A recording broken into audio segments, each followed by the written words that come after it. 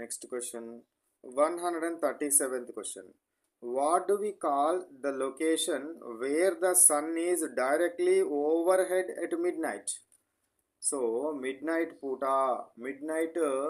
పూట మనకు ఏమవుతుందనంట? సో డైరెక్ట్గా where the sun directly over the midnight.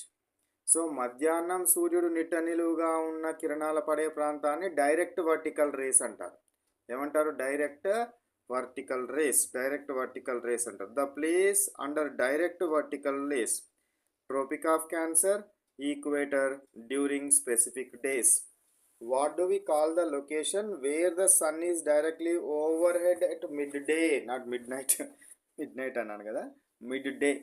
So mid డేలో డైరెక్ట్గా పడే ప్రాంతం ఏంటిది? Tropic of cancer and equator. 138 question. Which hemisphere experiences summer when the earth is closer to the sun? So earth సూర్యునికి దగ్గరగా గనక ఉంటే ఏమవుతుంది అని అంటున్నాడు ఇక్కడ. సో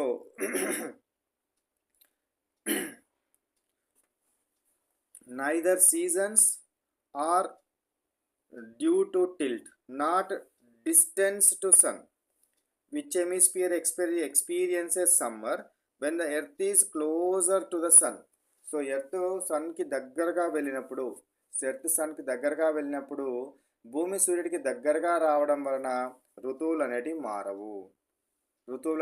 మారవు. భూమి అక్షం ఉండడం వల్లనే ఏర్పడతాయి. ఋతువులను ఎట్లా ఏర్పడతాయి? భూమి అక్షం వంగి ఉండడం వల్ల మాత్రమే ఏర్పడుతుంది.